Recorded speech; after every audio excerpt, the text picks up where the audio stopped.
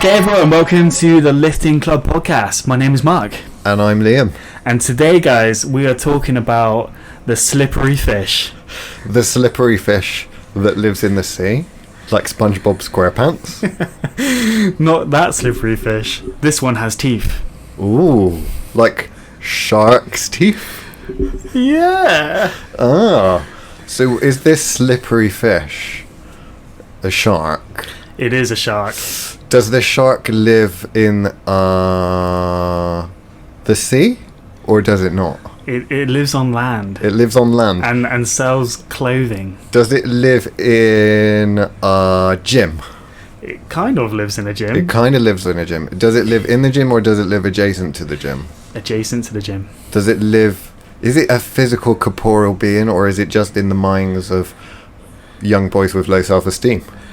The latter, yeah. Yeah. So, for those that don't know what we're talking about, we're not about to tell you because we don't want to get sued. But I think, on going off on a not too different tangent, how do you feel about the accusations that have been levelled at a lot of fitness content creators with regards to selling out to large corporations and such? So you've got someone, they've started a podcast such as us, they've got over 10 people listening such as us.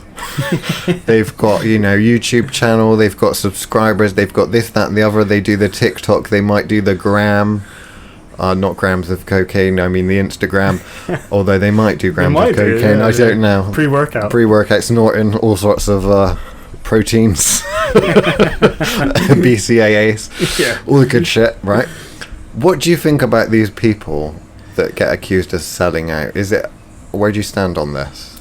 Well, it depends on what you're selling out for. Well, you're selling your soul to the devil. You're selling the slippery fish. You're selling out to get money, essentially. Well, look, it depends on the brand, I think. If you're selling out to a brand that is known to be a little bit shady, then yeah, I think ethically, morally, not too great. But if you're selling out to a brand that is generally quite helpful and helps people get to their goals and helps them, shape the body that they want, then I'm all for it. So there's a lot of people that end up getting quite a good following, giving good advice and stuff like that, particularly on YouTube. It seems to be a big thing where you'll get someone, when they get to around about 100,000 subscribers, they get that silver play YouTube button, and then all of a sudden they've got a certain sponsorship with a certain slippery fish, right? And a lot of people in the comment section call them sellouts and stuff like that, because a lot of these people might not do coaching full time, they might do it part time, but they seem to have all of a sudden partnered up with a big corporation that sells, gym clothes, gym attire, and then at the beginning of every episode or halfway through there's a, use my promo code or go and buy this from this specific company or blah blah blah blah blah blah blah blah blah. People get, a lot of the hardcore kind of fans feel like that person sold out of a large corporation. Are you okay with this? Well, that person has also got to make a living, right? And one of the ways you got to make a living, through fitness is having multiple streams of income. So you could argue that they're just trying to provide, and by doing what they love doing. The problem is when it gets quite controversial with what they're selling and how they're selling it. So I would agree. I don't have a problem with small or larger personalities partnering up with big companies. There are one or two things that I dislike. I don't like it when I would subscribe to someone on YouTube, for example, fitness professional or someone that I look up to and admire, and then all of a sudden it looks like they're willing to exchange their ethics, morality and principles for an undisclosed sum. I don't really like that. I like them to be consistent with what they, the sort of ideas and things that they push. I don't like the censorship that potentially goes on with regards to, well, I can't say what I want to say because the certain slippery fish god of the sea, god of the gym might not like it, therefore I don't want my income being affected. I don't like this. So I don't like the influencers, the fact that they're maybe willing to trade their principles for a little bit of money. And I don't like the way that a lot of the larger corporations also force people to kind of toe a company line. The product themselves, I think, can be quite good, actually. There's one or two large companies that do create a decent product, quite a good product. So I'm happy with the products. I don't like the shady, dodgy practices. And I can kind of see how it works, because it's literally kind of like steroids and that in the fitness industry, isn't it? It's one of those big public secrets that most people know, that a lot of fitness influencers and that are selling training programs and cookie cutter routines and stuff, but they themselves are on the juice. Exactly. So that is the number one problem that I've got with this slippery fish. What should we call it? Slippery? Just call it SpongeBob. This is a problem that SpongeBob's evil nemesis friend. Yeah. So this SpongeBob company wanted to essentially sell a bench training program. So they told one of their athletes, quote unquote, that they need to get a stronger bench press quickly they can sell it. One of those athletes that doesn't compete in anything. Exactly. Or is it one of the rare athletes that actually do compete in things? No, this is not a competitor. Okay. So this athlete hopped on the juice in order to get stronger so they can bench press more so they can sell this program. Okay, and that's essentially how they went about it. Now, the program wasn't anything special. It was just a cookie cutter program. But the athlete promoting it had the muscle from the steroids, had the strength, so they were able to sell it and make a lot of money. Yeah. Now, the problem is that eventually this athlete came out and told the truth. Yeah. And then ended up getting sacked from the company. Right. And they lost their sponsorship. And that is the sort of shady dealings that I'm not a fan of in any shape or form. So you get like what they call fake natties, where people are pushing, it could be even something as simple as a cookbook, but they're pushing these products. Craig. Yeah, exactly. Yeah. Cookbook. He sounds like that parrot from Aladdin. But yeah, it could be any of these products, and they're pushing it because they're on drugs and they look the part, and that's where the problem comes into play. Because a lot of you who are listening and a lot of you who train are not taking steroids. You're probably never gonna look like that, and that's the sort of shady dealings I'm not particularly fond of. Fitness, a lot of people start with fitness. They might have self-esteem issues, they might be unhealthy, they might be unfit, they might be unhappy, but fitness should be something that assists with this. It shouldn't really make it all worse. And I think that there's a lot of shady practices that do tend to exploit things like that. You know, I have a lot of admiration for a certain founder of a company.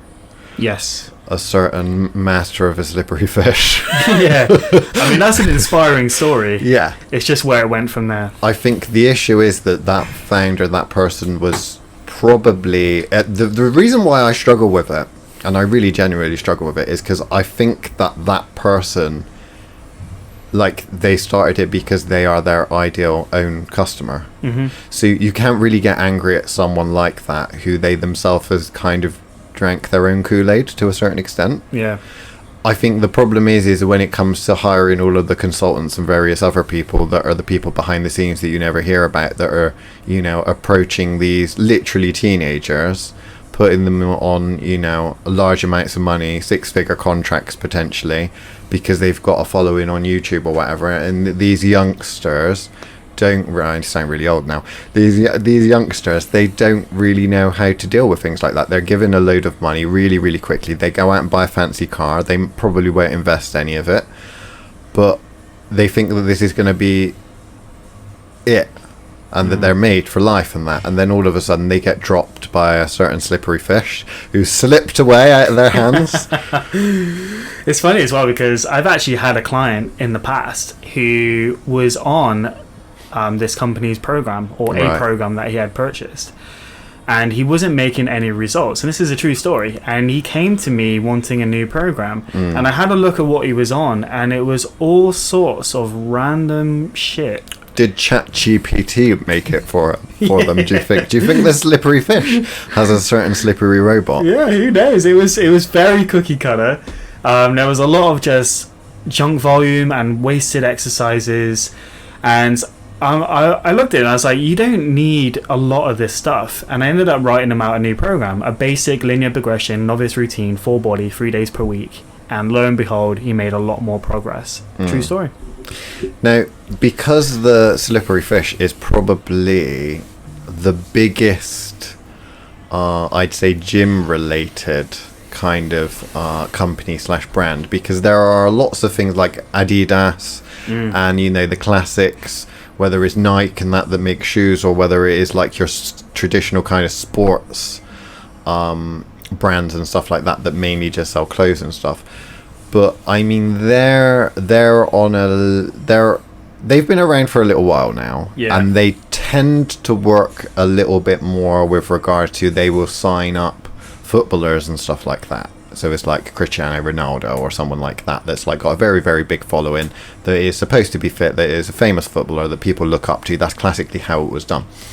What the next kind of generation, the slippery fish kind of generation company's done, is they've got that kind of, that lower or mid-tier kind of thing. So it's not people that are necessarily celebrities, but they are influencers. They are people that have got quite a lot of influence. So whether it be people in the kind of bodybuilding scene or powerlifting scene or whatever it is, these kind of smaller, more unusual sports that are gym related, they've kind of cornered the market with that, and they've signed up a lot of these people, which originally I think that is an excellent and really, really amazing thing to do, to give people like that, give them a platform. Yeah. The problem is it doesn't seem to have carried on in the industry in general in a very healthy way, because it's not about the, I don't know if I would say it's not about the message, but it's not about the, it's basically all about how many subscribers and stuff like that you've got, and whether you conform to a certain slippery stereotype. Exactly. So it's not really about the knowledge you have anymore. Instead, it's about how good you look and how many followers you've got. Whether you're a juiced up pretty boy, as they say. Yeah. Yeah. Exactly. And that's sort of the issue we're having, because we've mentioned this before, and it's the smaller channels that you want to be following. A lot of these people really know their shit, but they don't have a platform to really share their knowledge.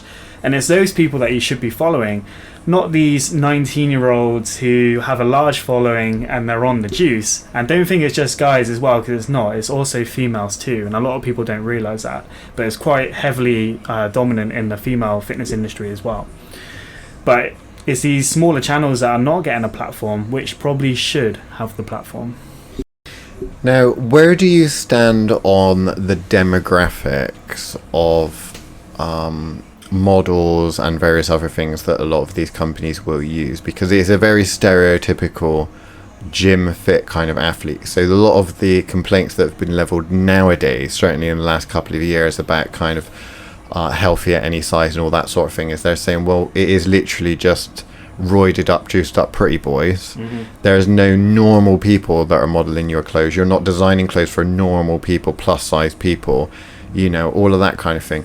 Where do you stand on that? And I'm not necessarily talking about this company in general, the Slippery Fish Company, which would make for an excellent brand, I think, the Slippery Fish Company. Maybe we should bastardize their logo or something. Yeah, maybe. But stay tuned. But with that, because I don't know, I haven't changed my approach. I've tried very, very hard to be to agree with some of my friends and family and that have said, look, you're quite athletic, it's all right for you to go and buy clothes. I am a little bit more overweight. I want to be able to go into a shop and buy, you know, clothes in a plus size or blah, blah, blah, blah. I've always taken the stance that when you niche down from a company perspective, you're kind of looking to create products for a small niche. So when you look at a big company like the Slippery Fish, it was very, very niche. At the end of the day, it's people that want to look good in the gym, essentially.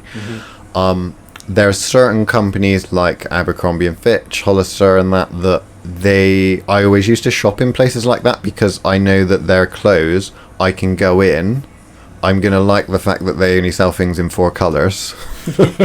And, which is basically white, grey and navy blue. Yeah. And I don't have to try anything on because I know that what my size is and all that. So I'm one of those people that just shops in literally 2 shops and they're both opposite each other. But things like that, it's like I've said, well, there are plus size shops for plus size people. There's like Giacomo's and that kind of thing. What's the problem with having a gym company or a clothing company or something that just caters for a specific type of person? I personally don't think there's anything wrong with that. And I think the more you try to please everyone, the more of a universal product you have to make, and that's less tailored or less personal, Yeah. I think the Slippery Fish are definitely trying to... They have a target audience that they want to attract, and they have a certain demographic which they're aiming towards, which, from a business point of view, it makes sense, right? Yeah. That's kind of what businesses do. But yeah, I've got absolutely zero problem with a wider demographic, and that's definitely something that we should be promoting. Obviously, we don't want to normalize obesity, is what they call it. Obviously, normalize it. Yeah, well, not normalize. Well, I'm sorry, but there's like, what is it, 1/3 or 2/3 of the population now are obese in the UK, something like that. Yeah, so I don't want to condone it, so to speak. Right. So you don't want to say healthy at every size. Because there's a certain size where health is starting to go. There's a certain size where your life is actually in danger. Okay, so I don't want to condone that, but I'm all up for plus size models in fitness because that is the majority of the population. Not everyone are these like skinny, roided up pretty boys. That's just not the way it works. But that is also their targeted audience, of course. Well, it's wannabes. It's people that want to be roided up, juiced up pretty boys. I'd love to be, except I don't want to take the roids. I don't want to take roids. I don't want to take I don't want to take the drugs that would mean that I would get further there, because I think that it's probably actually not going to work out very well for me. As a number of their athletes have also, it's not worked out for, has it? Which is a shame, really. A lot of them have come forward. A lot of them are now sponsored by other companies after they've come forward about what actually went on behind the scenes, and you hear from them just the sort of problems they experienced whilst being on the juice, and it's just not worth it. It's a definite no for me. I don't have any problem with people like taking it, but just be honest about it, especially if you're selling programs. So there are quite a lot of number of copycat companies, which are small companies that you might see on your newsfeed in Facebook, Instagram, that kind of thing.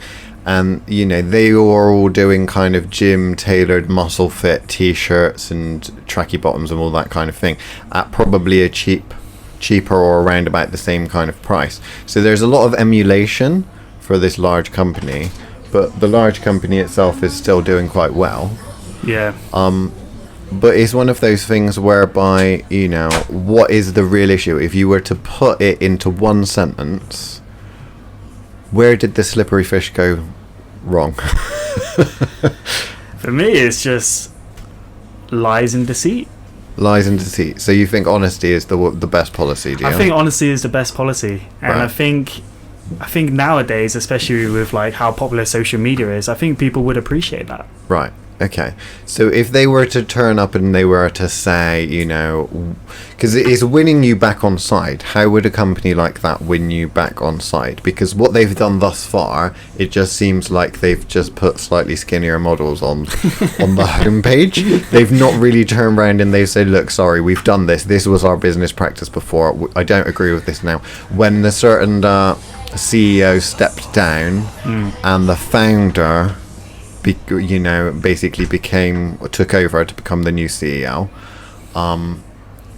That might have been, I think, a prime time for that person who's still quite young to turn around and say, look, this is how I started the company.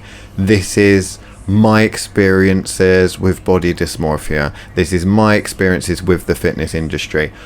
This is what we've been on a journey. We may not have been on the right side of this, but now I'm in control of this. I think that it's now time to embrace and change. I've changed as a person over the last 10 years. I think that the industry needs to change and become a shining light for fitness. But that never happened. No, I agree though. I think that's exactly what they should have done, and that person should have went back to their roots. Because if you look at his physique, you can clearly see that he is not taking any anabolics. No.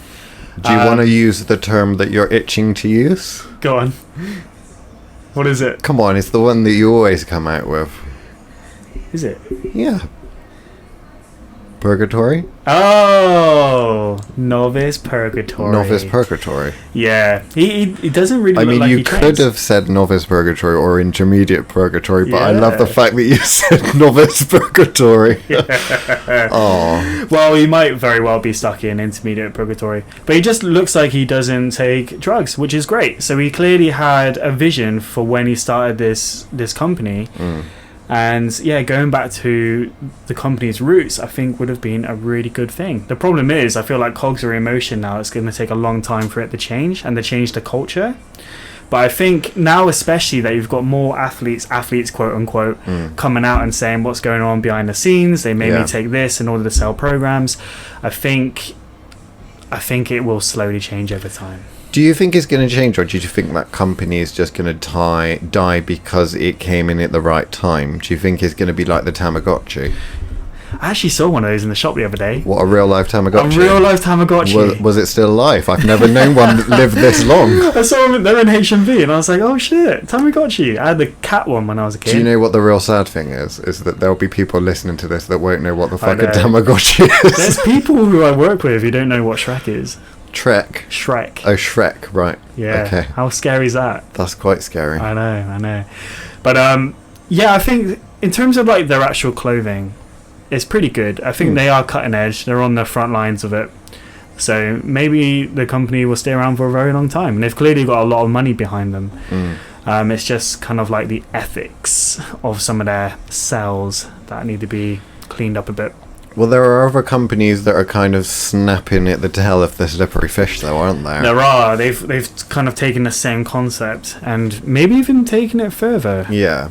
Because the thing is, with the slippery fish, is that what we spoke about kind of at the beginning of this episode was about your average person. So yeah, okay, someone that is roided up, that is on Instagram or Facebook or whatever social media you decide to spend more time with rather than your family, whichever one it is, that person, is not, although they say love you and all that at the end of their videos and shit, then they don't know you exist, right? Yeah. The person or people at the gym, the staff in the gym that you train at, the personal trainers that are there, the people that really embrace the lifestyle, the people that run the after school clubs, all of the actual people in your community that you physically interact with, there doesn't seem to be a huge amount of brands that want to partner up with those sorts of people. Yeah, unfortunately. Which is quite sad. Yeah. It's okay to want to look like these influencers. It's fine to admire what they look like and want to look like that, but just understand that buying their program is not going to make you look like that. Buying their program, eating well, and sticking needles in your ass might get you there eventually. Depending on genetic factors. Exactly.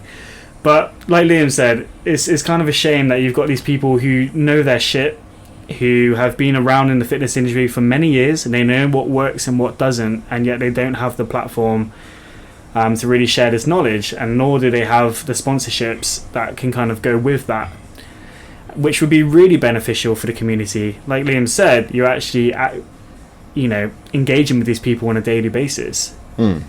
These companies, they do need to make money, and they make money normally based on you buying something from them. At the end of the day, remember, if the product is free, then you yourself are the product. Yeah. They're probably harvesting data or, I don't know, organs or something without you noticing. I don't know. But basically, I'm not saying that these companies need to give a load of free stuff away, but the barrier to entry needs to be a little bit lower than 100,000 or 1 million followers on a social media platform. It should be more about, I think, what you contribute. Yeah, I agree. And also, a lot of these people on these social media platforms who you're buying programs from, do they even have the right qualifications? They don't have any qualifications, most of them. Exactly. But they have a six-pack. And that's way better than a qualification. And they have a large media following. And yeah. So that's the problem in a nutshell right there, guys. And we don't even really need to talk about this. The problems are right there staring at us in the face. News just in, actually.